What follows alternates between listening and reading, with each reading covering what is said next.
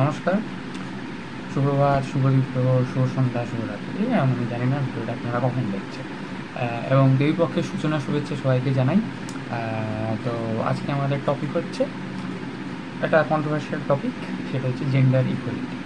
এবার খুব রিসেন্টলি এই টপিকটা নিয়ে সবাই নিজেদের মতামত দেওয়া শুরু করেছে এবং সবাই নিজেকে বড় হনু প্রমাণ করার জন্য বেশ কিছু বড় বড় ধরনের ডায়লগ এবং কিছু বড় বড় ধরনের আর কি উক্তি একে অপরের দিকে ছুঁড়ে মারছে।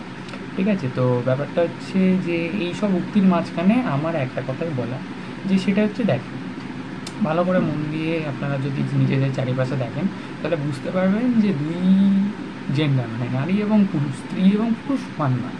স্ত্রীদের কিছু গুণ আছে, পুরুষদের কিছু গুণ আছে। এখন যদি একটা স্ত্রী বলে যে আমার পুরুষদের যা যা আছে সেগুলো আমার আছে, তাহলে তো সেটা ভুল হচ্ছে না।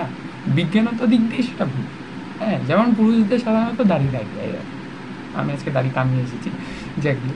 তো এখন যদি স্ত্রী বলে আমারও দাড়ি আছে, এটা কি সম্ভব? এটা কি মানা যায়? আবার একদিকে আপনাদের পুরুষদের চুল ছোট হয়, স্ত্রীদের চুল সাধারণত লম্বা হয়। তো এখন যদি পুরুষরা বলে আমাদের ছোটোবেলার থেকে লম্বা চুল, এটাও একটু মেনে নেওয়া অসুবিধা হয় আর কি। ঠিক আছে, তো বিজ্ঞানগত দিক দিয়ে স্ত্রীদের কিছু জিনিস আছে, পুরুষদের কিছু জিনিস আছে, গুণ দোষ সব মিলিয়ে স্ত্রী এবং পুরুষদের কিছু কিছু স্পেসিফিক জিনিসপত্র আছে, রাইট? কিছু কিছু স্পেসিফিক ক্যারেক্টার্স আছে। জিনিস বলছি না, কারণ জিনিসেরও তো আবার হাজারটা মানে আজকাল বেরিয়ে গেছে। ঠিক আছে, তো এই জন্য জিনিসের থেকে জিনিসের বদলে আমরা ক্যারেক্টার বা ট্রেট কথাগুলো ইউজ করছি। ঠিক আছে, তো পুরুষদের কিছু ক্যারেক্টার আছে, স্ত্রীদের কিছু ক্যারেক্টার আছে। ঠিক, তো এমন অবস্থায় নিজেদের মধ্যে ঝগড়া না করে একে অপরকে সাহায্য করুন।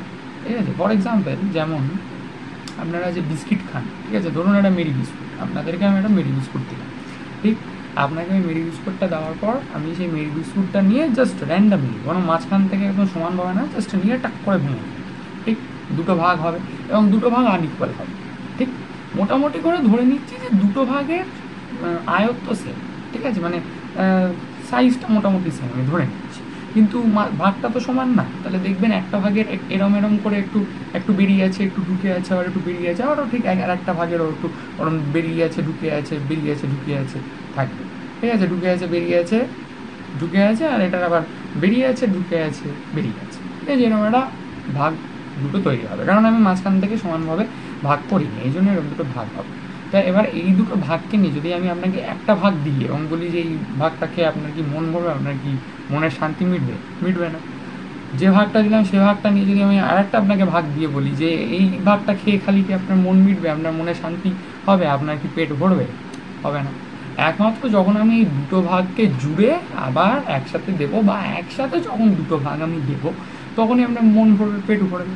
আর আমি যদি এই দুটো ভাগকে কিছু একটা করে আবার জুড়ে দিতে পারি, তাহলেই একদম একটা সুন্দর রাউন্ড মেরি বিস্কুট তৈরি হবে।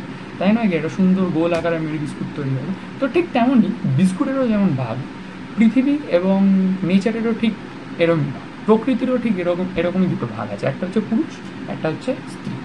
তো আমরা যদি এখন স্ত্রী পুরুষে মিলে ঝগড়া করি একে অপরের মধ্যে যে কে বড় হনু সেটা প্রমাণ করার জন্য, তাহলে তো ওই যেটা বললাম, পেট ভরবে না। তেমনভাবে প্রকৃতির নিয়মকানুন, প্রকৃতির যে ডিউটিসগুলো আছে আমাদের, প্রকৃতির প্রতি আমাদের যে কর্তব্য বা একে অপরের প্রতি যে কর্তব্য, মানুষ হিসেবে মানুষের সমাজের প্রতি যে কর্তব্য, এগুলো ঠিকঠাক হবে না। যেমন করে আপনাকে একটা ভাগ দিলে আপনার পেট ভরবে না, ঠিক তেমনভাবে কর্তব্যগুলো আমরা ঠিকঠাক করে পালন করতে পারবো না। তবে আমরা যদি ঝগড়া না করে একে অপরের পাশে দাঁড়িয়ে একে অপরকে সাহায্য করে যদি একে অপরকে বেটার করতে পারি, যদি একে অপরকে ইন্সপায়ার করতে পারি, অনুপ্রাণিত করতে পারি, তাহলে সমাজের কর্তব্যগুলো যেগুলো আমাদের করার দরকার মানুষ হিসাবে, বা প্রকৃতির কাছে আমাদের যে কর্তব্য মানুষ হিসাবে করার দরকার, সেগুলো আমরা করতে সক্ষম হব। ঠিক যেমনই আমি যখন দুটো ভাগ জুড়ে আপনাকে দিয়ে দেবো, তখনই একটা গোল আকারের মেরি বিস্কুট তৈরি হবে এবং আপনার খেয়ে মনে শান্তি হবে। তাই নয়?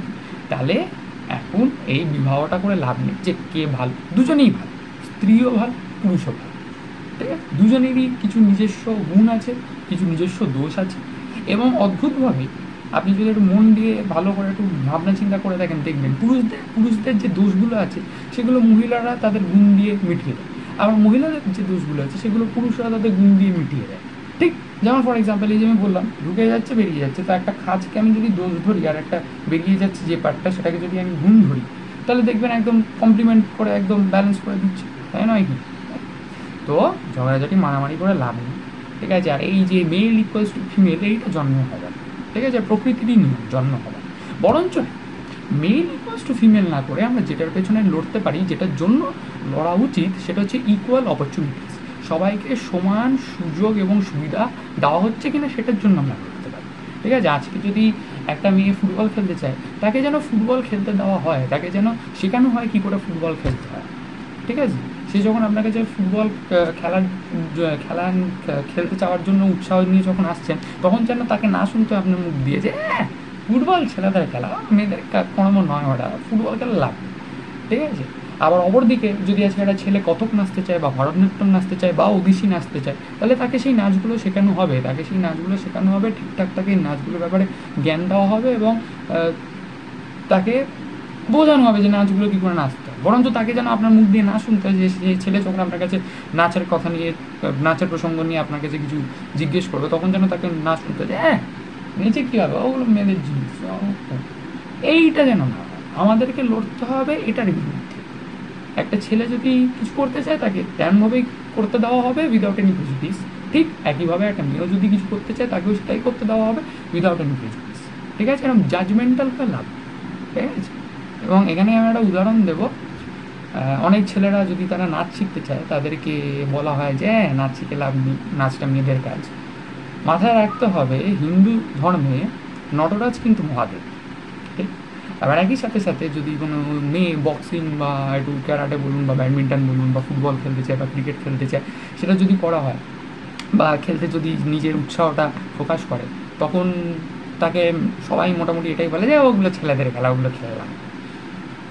হিন্দু ধর্মে আবার এটাও মাথায় রাখতে হবে যে মা দুর্গাই কিন্তু শেষমেশ মহিষাসুরকে বধ করেছে।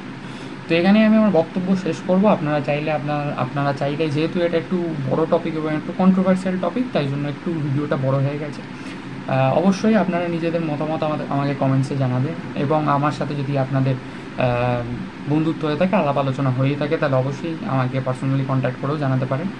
আমি কোনো বড় হনু নই যে আমি যা বলছি সেটাই ধ্রুব সত্য, সেটাই ঠিক না। জাস্ট আমি যেটা ভাবি, আমি যেটা দেখি, সেটাই আপনাদের দেখাচ্ছি, এবং আশা করি এই দেখানোটা দেখে আপনারা অনুপ্রাণিত হবে এবং একসাথে আশা করি আমরা পৃথিবীটাকে আরও সুন্দর করে তুলতে পারবো।